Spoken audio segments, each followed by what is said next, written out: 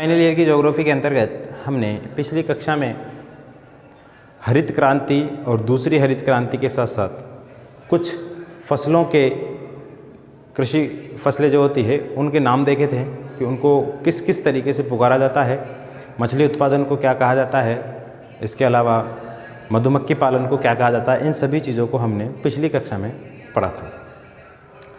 आज कृषि से संबंधित ये आखिरी चैप्टर है हमारा। इसके बाद कल इसकी डिटेल पढ़ेंगे हम। ये आखिरी चैप्टर है हमारा कृषि से संबंधित। इसमें हम पढ़ेंगे भारत के कृषि जलवायु प्रदेशों को, भारत के कृषि जलवायु प्रदेश।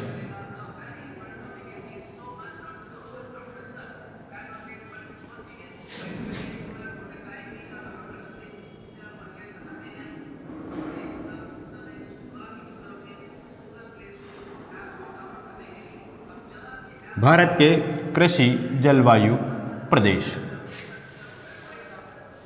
अब देखिए, भारत के कृषि जलवायु जो प्रदेश है उनको किसने बांटा, क्यों बांटा, क्या कारण रहे, उन सब चीज़ों का हम डिस्कस करने वाले हैं इस वीडियो में। ठीक है, तो चलें शुरू करते हैं। देखिए, भारत के जो भू इतिहास रहा है भारत का, इसके अलावा सामाजिक, आर्थिक और कृषि क्षेत्र में जो भारत में विविधताएं पाई जाती हैं, उन विविधताओं को समझने के लिए भारत के कुछ कृषि विद्वान, राजनीतिज्ञ और इसके अलावा कुछ वैज्ञानिक और जनसंख्या विद्वान, उन सभी ने भारत के, इसके अलावा मौसम विज्ञानी भी है, उन सभी ने भारत की जलवायु और भारत की कृषि को ठीक तरीके से समझने के लिए इनको समझाने की कोशिश की है, कृषि जलवायु प्रदेशों को। तो कृषि जलवायु प्रदेशों के अंतर्गत इन्होंने क्या बतलाया है कि इन्होंने पहले सिफारिश की, किससे की, ये तो बना नहीं सकते, इन्होंने सिफारिश की योजना आयोग से, जिसको नीति आयोग कहते हैं अभी। योजना आयोग से इन्होंने सिफारिश की कि भाई भारत को उसकी विविधताओं के आधार पर, भारत की कृषि विविधताओं के आधार पर, जलवायु विविधताओं के आधार पर भारत को प्रदेशों में विभाजित किया जाए। तो उन्होंने सुनी और भारत के योजना आयोग द्वारा, भारत के योजना आयोग और कृषि मंत्रालय द्वारा भारत को 15 कृषि जलवायु प्रदेशों में बांट दिया गया। कितने कृषि जलवायु प्रदेशों में बोलो? योजना आयोग किसने बांटा था?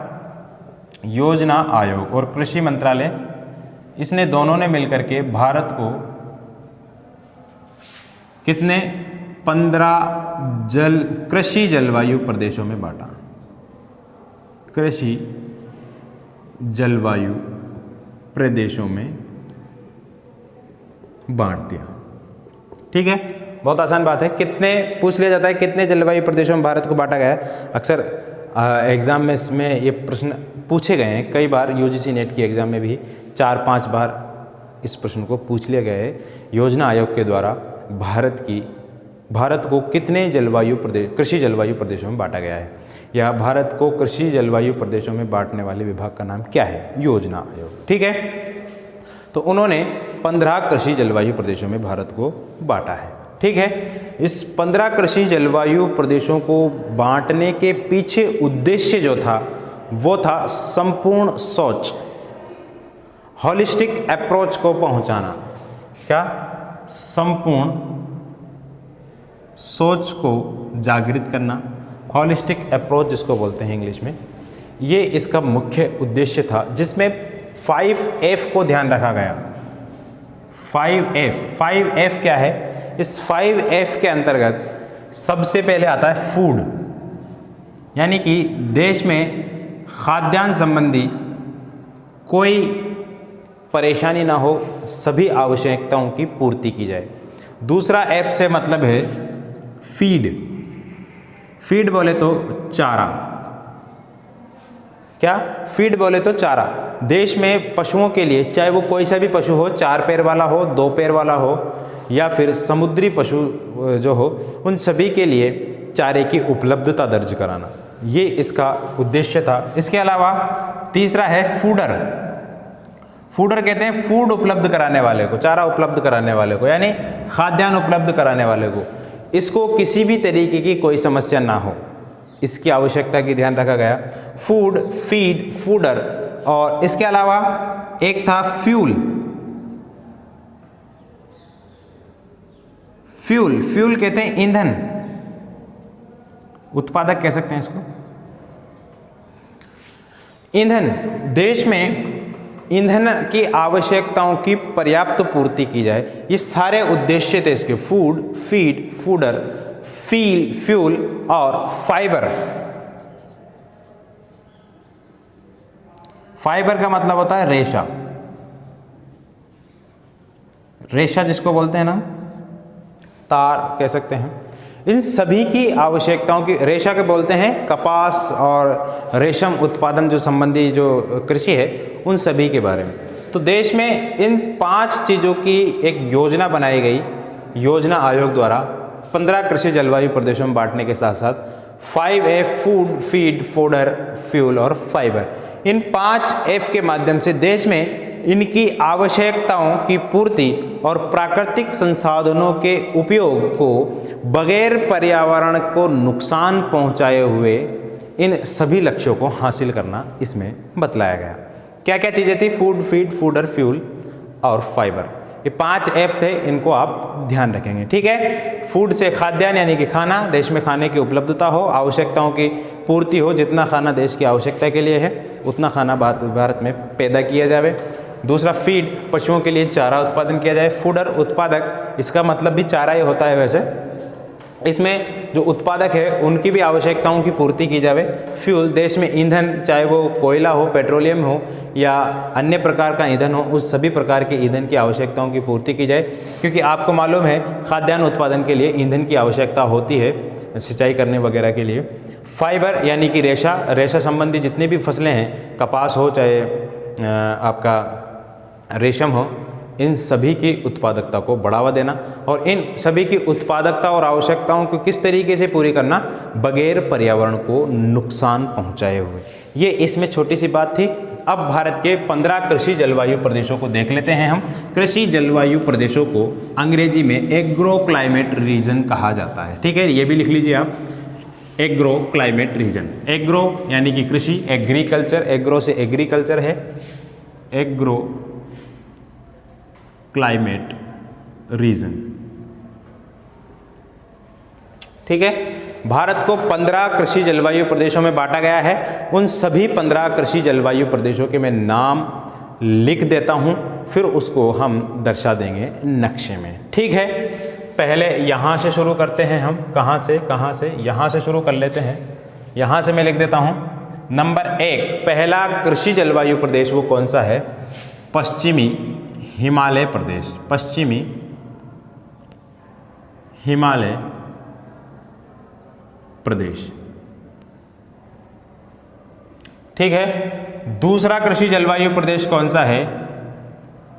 पूर्वी हिमालय प्रदेश, पश्चिमी हिमालय प्रदेश, दूसरा है पूर्वी हिमालय प्रदेश। तीसरा जलवायु प्रदेश कौन सा है? तीसरा है गंगा का ऊपरी मैदान, गंगा का ऊपरी मैदान नहीं, तीसरा जलवायु प्रदेश है सतलज यमुना का मैदान। कौन सा है? सतलज यमुना का प्रदेश, प्रदेश लिखिए इसमें सभी में आप, मैदान और प्रदेश। चौथा है ऊपरी गंगा का मैदान,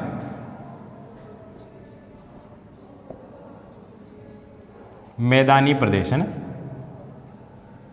प्रदेश सभी में लगाएंगे हम कॉमनली। पांचवा है मध्य गंगा का मैदान, मध्य गंगा का मैदान प्रदेश। छठा है, ऊपरी गंगा हो गया, मध्य गंगा हो गया, निम्न गंगा, निम्न गंगा का मैदानी प्रदेश। ये 6 प्रदेश है। इन सभी को आपको याद रखने के लिए ज़्यादा मेहनत करनी नहीं होगी। भारत के भौतिक प्रदेश हमने पहला ही चैप्टर है आपका, और परीक्षा की दृष्टि से बहुत इंपॉर्टेंट रहता है, हमेशा परीक्षा में पूछ लिया जाता है, कोई ना कोई एक ना एक तो उसमें से आता ही है। तो उनको आप याद है कौन कौन से, हिमालय, उत्तर का विशाल मैदान, इसमें गंगा का मैदान है, सतलज का मैदान है, ब्रह्मपुत्र का मैदान है, फिर प्रायद्वीपीय पठार है और तटीय मैदान है। इसी बेस पर इनको भी वर्गीकृत किया गया है। बस आपको देखिए अब हिमालय को 2 भागों में बांट दिया गया है और मैदान को 4 भागों में बांट दिया गया है। अब आएगा प्रायद्वीपीय पठारी क्षेत्र। प्रायद्वीपीय पठारी क्षेत्र में देखिए इसमें 5वां, 6ठा, 7वां है अरावली पर्वतीय प्रदेश। अरावली प्रदेश लिखिए आप, कौन सा है? 7वां अरावली प्रदेश। ये कौन से में आ गया? ये आ गया है आपके प्रायद्वीपीय पठार वाला क्षेत्र। इसके बाद देखिए मालवा का पठारी क्षेत्र, मालवा का पठार है, मालवा का पठारी क्षेत्र, ठीक है। इसके बाद 9वें नंबर पर है पूर्वी पठारी क्षेत्र, पूर्वी पठारी प्रदेश लिखिए आप, पूर्वी पठारी प्रदेश एवं पहाड़ियाँ, पूर्वी पहाड़ी प्रदेश एवं पहाड़ियाँ। फिर इसके बाद है दक्कन का भीतरी प्रदेश, 10वां, दक्कन का भीतरी प्रदेश। फिर इसके बाद 11वें नंबर पर है महाराष्ट्र पठारी प्रदेश, महाराष्ट्र का पठारी प्रदेश। इसके नीचे भी दिख जाएगा क्या भाई? हाँ, इसके नीचे भी दिख जाएगा।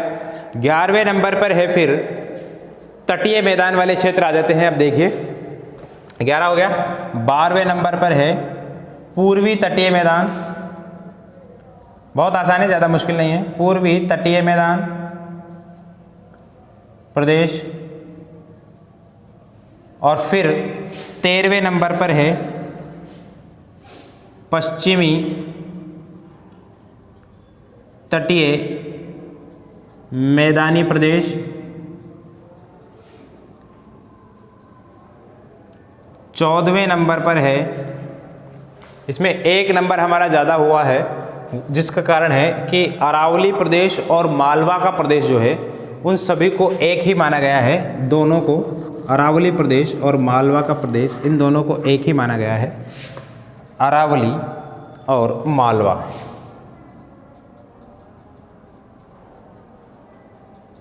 प्रदेश ये 7वां है। फिर इसके बाद ये 8 हो जाएगा, ये 9 नंबर हो जाएगा, ये 10, ये 11, ये 12 और ये 13, ठीक है। इसके बाद दिखाई देगा आपको। फिर ठीक है, पश्चिमी तटीय हो गया, पूर्वी तटीय हो गया। फिर 13 में है गुजरात प्रदेश, गुजरात प्रदेश, 13 गुजरात प्रदेश हो गया। फिर 14 और 15 में यहाँ लिख देता हूँ ऊपर। 14वां है पश्चिमी मरुस्थलीय प्रदेश या पश्चिमी राजस्थान प्रदेश। कौन सा है? पश्चिमी राजस्थान प्रदेश। और जो 15वां और आखिरी है द्वीपीय प्रदेश। इस तरीके से भारत को योजना आयोग ने इन 15 कृषि जलवायु प्रदेशों में बांटा है, ठीक है। इन 15 कृषि जलवायु प्रदेशों में भारत को बांटा है। ये 15 कौन कौन से हैं? पहला पश्चिमी हिमालय, दूसरा पूर्वी हिमालय, ये हिमालय के संदर्भ में। दूसरा है, इसके बाद है तीसरा सतलज यमुना का मैदान, ऊपरी गंगा का मैदान, मध्य गंगा का, निम्न गंगा का, ये मैदानी में आ गए। फिर इसके बाद अरावली प्रदेश, अरावली और मालवा का पठार, पूर्वी प्रदेश पहाड़ियाँ पठार वाला, दक्कन का भीतरी प्रदेश, महाराष्ट्र का पठारी प्रदेश, ये सभी, ये चारों कौन से हैं? ये चारों पठारी प्रदेश में आ गया। 4, 4 और 2, 10 हो गए। फिर इसके बाद 2 तटीय मैदान वाले हैं। तटीय मैदान में कौन कौन सा आ गया? पूर्वी तटीय और पश्चिमी तटीय, यानी कि 2 तटीय मैदान वाले प्रदेश हो गया। तो अब बचे क्या, मरुस्थलीय प्रदेश बचा भारत का। मरुस्थलीय प्रदेश में 2 आ जाएंगे, गुजरात और राजस्थान वाला। फिर बचा क्या, द्वीप समूह, और द्वीप समूह लास्ट वाला प्रदेश है। बहुत आसान है समझना। इसमें हमने भारत के प्राकृतिक प्रदेशों को आपने पढ़ रखा होगा। पहला है उत्तरी पूर्वी पर्वतीय प्रदेश, तो उत्तरी पूर्वी आ गया, इसमें पश्चिमी हिमालय और पूर्वी हिमालय। दूसरा उत्तर का विशाल मैदान, उत्तर के विशाल में गंगा, यमुना, सतलज, गंगा, ब्रह्मपुत्र और सतलज 3 नदियां हैं, तो उसी के मैदान की बात है। यहाँ पे ब्रह्मपुत्र की बात नहीं कही गई, केवल सतलज और यमुना नदी जो सबसे ऊपर वाला है। इसके बाद ऊपरी गंगा, मध्य गंगा, निम्न गंगा, आसान है। फिर पठारी प्रदेश है, अरावली और मालवा का पठारी प्रदेश सबसे ऊपर है पठारी प्रदेश में। पूर्वी पठारी प्रदेश में छोटा नागपुर के पठार वाला क्षेत्र है। दक्कन का पठारी प्रदेश भीतरी जो तमिलनाडु के ऊपर जो आंध्र प्रदेश कर्नाटक वाला क्षेत्र है वो वाला है। दक्कन का पठारी, ये महाराष्ट्र का पठार, महाराष्ट्र वाला क्षेत्र आ जाएगा इसमें पूरा, लावा वाला पठार जो क्षेत्र है। फिर उसके बाद पूर्वी तटीय मैदान में इधर का आ जाएगा आंध्र प्रदेश वाला तट, चेन्नई वाला तट जो तमिलनाडु में है। फिर इसके पश्चिमी तटीय मैदान में केरल वाला तट आ जाएगा, केरल और कर्नाटक वाला थोड़ा सा आ जाएगा। फिर गुजरात तो है ही पूरा, और राजस्थान वाला पश्चिमी मरुस्थलीय क्षेत्र है ही, और द्वीपीय प्रदेश। इस तरीके से 15 प्रदेश हो जाते हैं। अब इन 15 प्रदेशों को हम नक्शे में दर्शाएंगे, फिर कल इनकी एक की डिटेल पढ़ लेंगे हम, ठीक है। डिटेल अगर होगी तो पढ़ लेंगे, इसकी नहीं होगी तो कोई दिक्कत नहीं, ठीक है। चलिए शुरू करते हैं हम। नक्शा बनाइए भारत का, भारत के नक्शे में इनको हम दर्शा देंगे। चलिए एक अच्छा सा नक्शा बनाइए जल्दी से।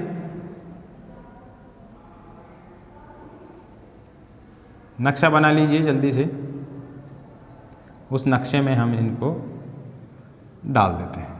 चलिए ये हमारा नक्शा बन रहा है।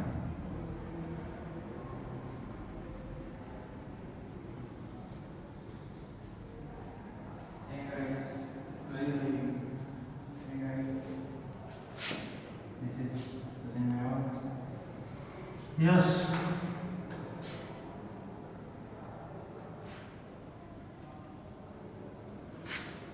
इस तरीके से नक्शा बनाते जाएंगे हम।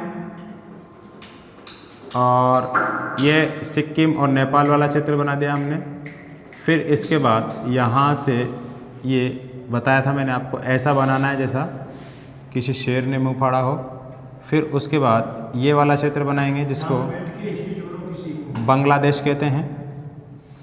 बांग्लादेश बनाने के बाद यहाँ से ये मिजोरम वाला बनाएंगे और इसको इससे मिला देंगे, सिंपल है। फिर इसको थोड़ा सा ऊपर उठाना है, ऊपर उठाने के बाद इसको इससे मिला देना है। चलिए बन गया। हमको ज़्यादा अपने हाथ को वाइब्रेट करने की आवश्यकता ही नहीं है, ठीक है। हाथ वाइब्रेट करेंगे तो नक्शा हमारा गलत बनेगा। यहाँ पे कुछ लेगुन जिले हैं, चाहे तो आप बना सकते हैं इस तरीके से, इस तरीके से आप बना सकते हैं, बाकी वो कोई मैटर नहीं करता अपने, ठीक है। 15 जलवायु प्रदेशों को इसमें दर्शाना है। अब देखिए पहला जलवायु प्रदेश कौन सा है, पश्चिमी हिमालय प्रदेश। अब हिमालय प्रदेश भारत में कहाँ है हम सभी जानते हैं, एक ये है, एक ये है। और हिमालय प्रदेश को दर्शा देंगे यहाँ से, देखिए उत्तराखंड हिमाचल प्रदेश वाला ये पूरा क्षेत्र और ये वाला क्षेत्र, ठीक है। ये पूर्वी हिमालय क्षेत्र आ गया। पूर्वी हिमालय में ये पूरा ही है, ठीक है। पूर्वी हिमालय क्षेत्र में वो पूरा है और इसमें ये पूरा है। तो यहाँ पे आप लिख देंगे नंबर 1 प्रदेश में। दूसरे कलर के पेन का इस्तेमाल कर लेता हूँ यहाँ पर।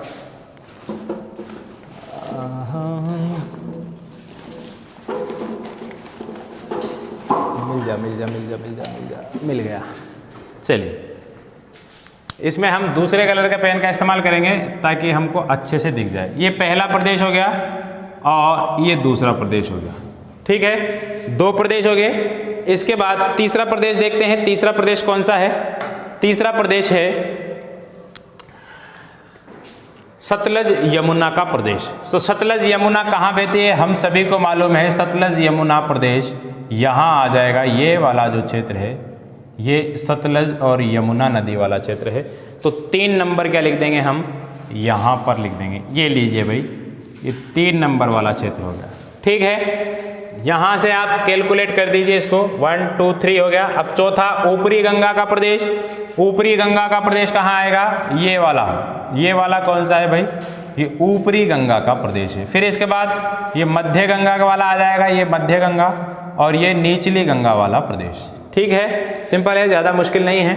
तो यहाँ पे लिख देंगे हम 4 नंबर, यहाँ पे लिख देंगे 5 नंबर, यहाँ पे लिख देंगे 6 नंबर। भारत के कृषि जलवायु प्रदेश, बहुत आसान तरीके से मैं आपको समझा रहा हूँ, ठीक है। ये 5वां भी हो गया, 6ठा भी हो गया। चलिए इसके बाद देखते हैं, इसके बाद कौन सा है। 7वां देखते हैं, अरावली और मालवा वाला प्रदेश। तो अरावली और मालवा वाला प्रदेश ये आ जाएगा, अरावली और मालवा वाला प्रदेश ये आ जाएगा, ठीक है। और चाहे तो थोड़ा सा इसको इधर ले लेंगे हम, ये लीजिए, अरावली और मालवा वाला प्रदेश कौन सा है, 7 नंबर। तो ये 7 नंबर ये आ गया, ठीक है। इसके बाद 8वां वाला कौन सा है देखेंगे हम, ये 7 हो गया। ये पूर्वी पठारी प्रदेश और पहाड़ियाँ, तो पूर्वी पठारी प्रदेश ये पूरा आ जाएगा जिसमें, ठीक है। ये वाला जो क्षेत्र है, ये पूरा क्षेत्र, ये पूर्वी पठारी प्रदेश और इसमें पहाड़ियाँ आ गई। ये लीजिए भाई, ये 8वें नंबर का हो गया, ठीक है। 8वें नंबर का हो गया।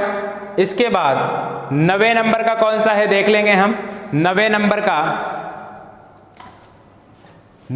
का जो है दक्कन का भीतरी प्रदेश है, तो दक्कन का भीतरी प्रदेश के अंतर्गत 9वें नंबर का हम ये ले लेंगे, ठीक है। ये वाला प्रदेश ले लेंगे हम, दक्कन का भीतरी प्रदेश, ये वाला, ठीक। इसको और इधर ले लीजिए आप,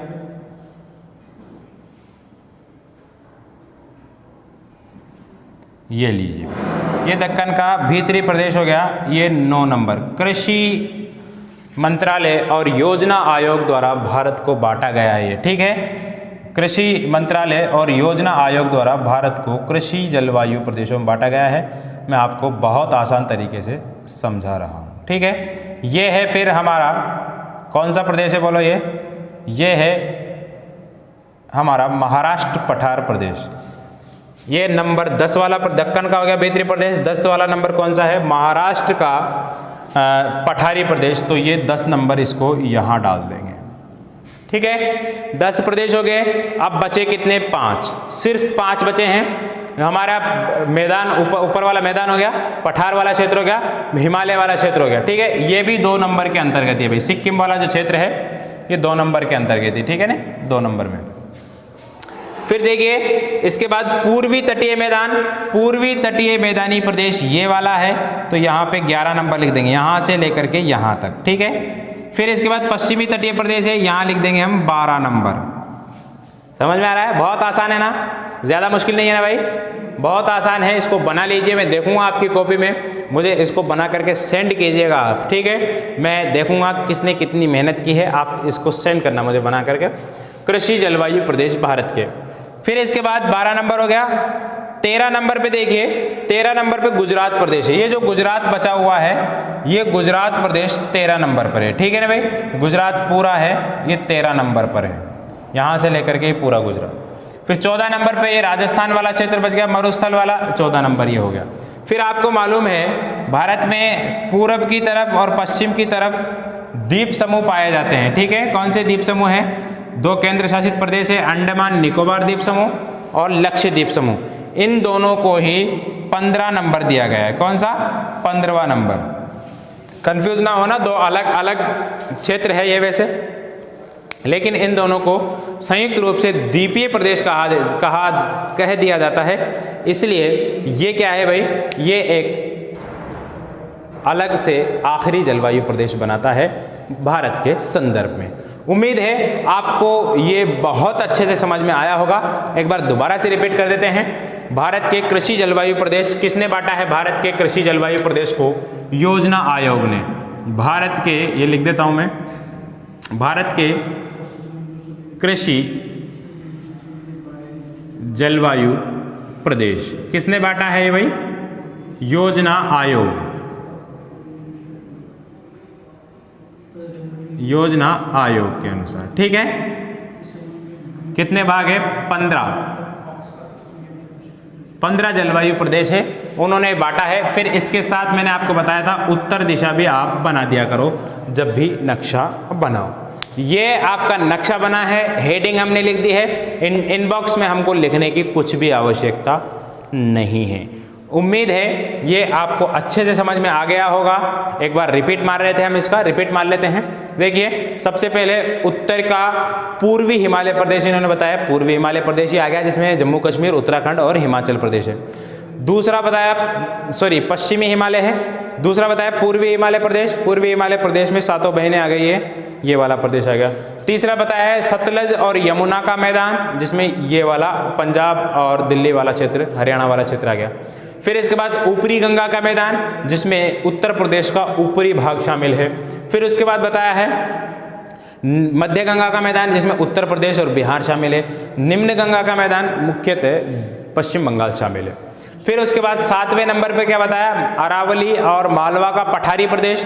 अरावली और मालवा का पठारी प्रदेश में अरावली प्रदेश राजस्थान के संदर्भ में आ गया और राजस्थान का पूर्वी क्षेत्र भी आ गया इसमें, और मध्य प्रदेश का मालवा का पठार वाला क्षेत्र शामिल हो गया इसमें।